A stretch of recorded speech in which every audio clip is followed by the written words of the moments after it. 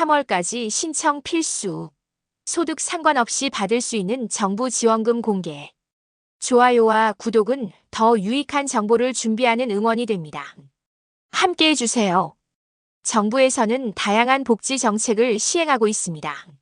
하지만 지원 방식과 대상이 매번 다르게 적용되기 때문에 반드시 확인하고 신청해야 받을 수 있습니다. 특히 소득과 관계없이 받을 수 있는 지원금이 있다는 사실을 모르고 지나치는 경우가 많습니다. 오늘은 소득 요건 없이 받을 수 있는 지원금 3가지를 소개하겠습니다. 본인뿐만 아니라 가족 중에도 해당되는 분이 있을 수 있으니 끝까지 확인하시고 놓치지 말고 신청하시기 바랍니다. 정부 지원금은 개인별로 받을 수 있는 금액과 조건이 다릅니다. 같은 가족이라도 대상이 될 수도 있고 아닐 수도 있습니다. 지난해에는 해당되지 않았던 사람이 올해는 대상이 될 수도 있으니 꼭 확인해야 합니다. 정부는 복지 사각지대를 줄이기 위해 보조금24나 복지 멤버십을 통해 수천 가지 정부 지원 정보를 제공하고 있으며 올해부터는 국민들이 자주 사용하는 민간 앱을 통해 맞춤형 지원, 혜택을 받을 수 있도록 혜택 알림이 제도를 새롭게 시행합니다. 현재 기업은행과 신한은행 앱을 통해 신청할 수 있으며 앞으로 네이버 같은 플랫폼에서도 혜택 관리 서비스를 제공할 예정이라고 합니다. 또한 우체국 집배원을 활용해 위기 가구를 발굴하는 복지 등기 우편 서비스도 운영 중입니다. 처음에는 8개 지자체에서 시범 사업으로 시작했지만 현재는 86개 지자체로 확대되어 시행되고 있습니다. 정부에서 다양한 방식으로 지원 혜택을 안내하고 있지만 결국 신청해야 받을 수 있는 만큼 본인이 직접 챙기는 것이 중요합니다. 오늘 소개하는 지원금들도 현재 시행 중이지만 많은 분들이 모르고 계신 경우가 많습니다. 총 3가지 지원 정책을 설명해 드리겠습니다. 하나씩 확인해 보시고 해당된다면 지금이라도 신청하시기 바랍니다. 첫 번째는 효도 수당입니다. 효행 장려금이라고도 불리며 신청한 사람에 한해 받을 수 있는 지원금입니다. 지자체별로 지급 요건이 다르고 시행 여부도 다를 수 있으므로 반드시 본인이 거주하는 지역의 지원 여부를 확인해야 합니다.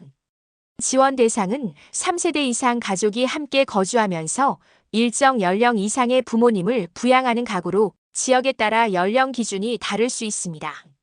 지급 방식과 금액도 지역마다 차이가 있는데 세종시는 월 10만 원씩 지급되어 1년이면 총 120만 원을 받을 수 있으며 경기도 과천시는 매월 5만 원을 지급하고 지역 화폐로 제공되며 연간 총 60만 원을 받을 수 있습니다.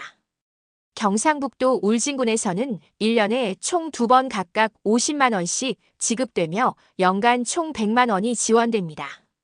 해당 지역에 거주하는 경우 거주지 주민센터를 방문해 신청하면 받을 수 있으니 확인 후 신청하시기 바랍니다. 두 번째는 장수 수당입니다. 만 80세 이상 어르신을 대상으로 지급되는 지원금으로 거주지별로 지급 금액과 나이 조건이 다를 수 있습니다. 경기도 연천군에서는 80세 이상 어르신을 대상으로 매월 2만 원이 지급되며 제주도에서는 80세 이상 주민에게 매월 2만 5천 원을 지급합니다. 경기도 이천시는 90세 이상 어르신 중 기초연금을 받지 않는 분들에게 매월 4만 원씩 지급하며 1년이면 총 48만 원을 받을 수 있습니다. 신청은 거주지 주민센터를 방문하여 할 수 있으며 일부 지역에서는 지급 대상 여부가 주민등록 기준으로 정해지기 때문에 정확한 조건을 확인한 후 신청하는 것이 필요합니다. 세 번째는 전입지원금입니다. 새로운 지역으로 이사 온 주민에게 지급되는 지원금으로 일부 지자체에서 인구 유입을 장려하기 위해 운영하는 제도입니다. 지원 대상은 타 지역에서 일정 기간 거주한 후 해당 지역으로 전입한 주민으로 대부분 전입 후 최소 6개월 이상 거주해야 지급 대상이 됩니다.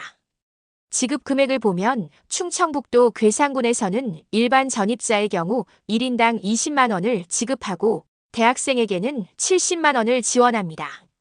강원도 양구군에서는 세대원 1인당 20만 원이 지급되며 전라남도 한평군에서는 1인당 10만 원이 지원됩니다.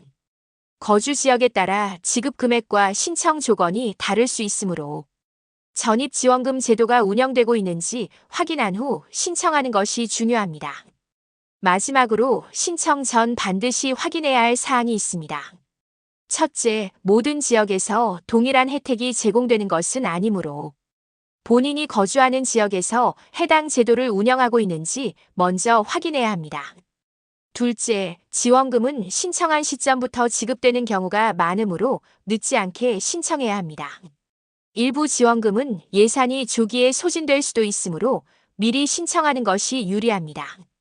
셋째, 동일한 지원금을 중복으로 받을 수 없는 경우도 있으니 기존에 받고 있는 복지 혜택과 중복 수급이 가능한지 확인해야 합니다.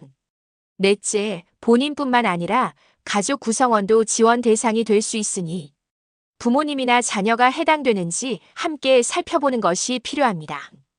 오늘 소개해드린 지원금들은 소득과 관계없이 받을 수 있는 혜택들입니다. 하지만 신청하지 않으면 받을 수 없기 때문에 꼭 확인하시고 신청하시기 바랍니다. 본인은 물론 가족과 이웃에게도 정보를 공유하여 필요한 분들이 혜택을 받을 수 있도록 도와주세요. 지원금 신청은 3월까지 가능하므로 늦지 않게 챙기시기 바랍니다. 더 많은 유용한 정보를 원하시면 좋아요와 구독 부탁드립니다.